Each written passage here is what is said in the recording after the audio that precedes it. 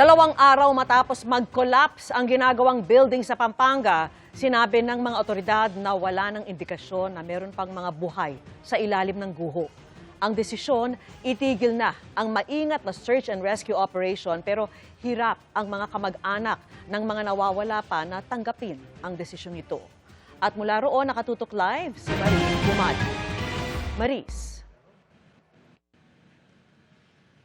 Vicky, nagsimula na ngang gamitan ng heavy equipment ang retrieval operations na isinasagawa dito sa Gumuhong Gusali, dito sa Angeles, Pampanga. Ang mga kaanak ng mga biktimang hindi pa rin nare-recover mula sa Gumuhong Gusali ay masama ang loob. Ipinaliwanag naman sa kanila ng mga otoridad kung bakit kailangan ng gawing search and retrieval ang kanilang operasyon simula ngayong araw.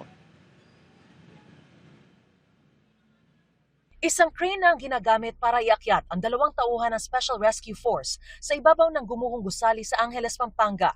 Mano-mano nilang pinuputol ang mga metal bar at scaffolding bilang paghahanda sa paghatak ng mga heavy equipment sa naglalakihang tipak na semento, bakal at mga batong tumabon sa mga biktimang pinaniniwalaang nasa ilalim pa ng guho. They are still bodies that they need to be respected and protected po when we have to go with the retrieval operation. So, magiging cautious pa rin po tayo sa paglalabas sa kanila. So, ang una pong gagawing step is bibigyan po muna natin ng opportunity, mano-mano po, to make it clear. Kasi hindi po natin pwedeng biglain kasi even one single stone could create another pancake squeeze. So, dahan-dahan po tayo para po ma-secure pa rin natin na intact yung bodies ng ating mga victims. Bago mag-alas 8:30 kagabi, itinigil na ng mga otoridad ang rescue operations dahil wala na raw nakitang signs of life.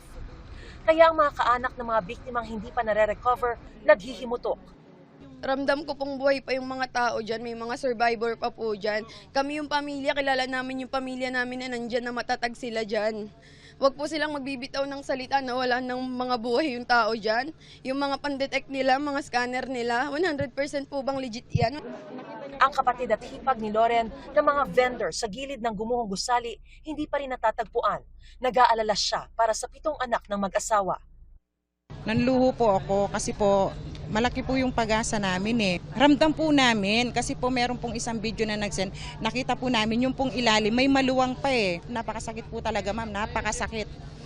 Desisyon nila, buhay ng mga patay. Hindi po kami sumuko. Actually, yung last signs of life na binabanggit po namin, lahat po kami noon nagpe-pray sana positive, lahat po yung sinasabi nating na-detect na life, breathing and heartbeat. Sana lahat po kami doon nagpe-pray, ito na, sana may labas natin siya. Kasi bilang responder po, kami po hindi din po masarap sa pakiramdam yung parang pakiramdam namin, hindi namin nagawa yung part namin. But it is very fulfilling. Medyo nanginginig po ako sa part na yun. As a responder na makapag-save kami ng life. Ipinakita rin ng rescuer kung paano nila ginagamit ang rescue radar sa pag-detect kung may buhay pa sa ilalim ng guho. Nag-recheck kami ulit.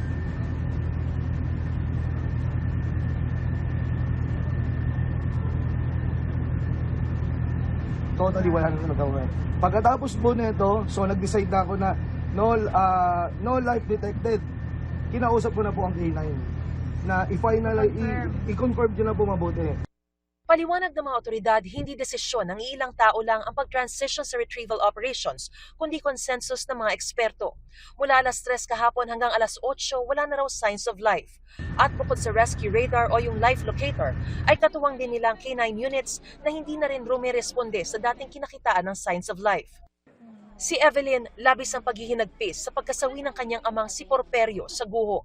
Apela niya sa mga may-ari ng Gumuhong Gusali. Sana po magkaroon man lang po siya ng kahit konting konsensya, ano po siya sa amin kasi tatay ko po yun eh. Masyado pong malaking kawalan sa amin yun eh. Lalo po sa mga kapatid ko. Lumitaw po siya, magpakita siya. Parang awa niya na po sa may mga pamilya. Hindi po yung kaming ganito nagsasuffer, naghihirap. Si Cristita, isa sa mga nakaligtas sa guho, puno ng pasa at sugat ng katawan at nagtamo rin ng bukol sa ulo. Ikinwento niya ang mga huling sandali bago gumuho ang gusali.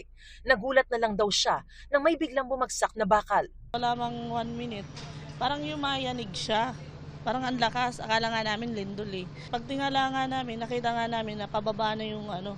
Kaya pag sabi nung natakbo, tumakbo na kami. Yung barangay na kasama ko, hinila niya ako. Pag hila niya, natamaan yung dito ko. Hindi ko alam kung anong tumama sa akin. Parang nag-flashback ako, parang nawalan ako ng malay.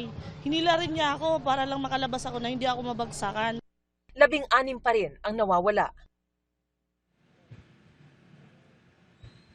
Vicky, 24 oras na ang sinasagawang retrieval operations dahil hindi na raw pwedeng patagalin pa lalo't nangangamoy na at delikado na rin para sa kalusugan ng mga residente. Narito rin, Vicky, ang PCAB o yung Philippine Contractors Accreditation Board para inspeksyonin yung structural integrity ng gumuhong gusali at masiguro ang kaligtasan ng mga nagsasagawa ng recovery operations. At bukas, Vicky, ay nakatakdang pumunta rin dito sa Ground Zero si DILG Secretary John Vic Remulla para alamin at tignan ang criminal liability na may-ari at contractor ng gumuhong gusali. Vicky?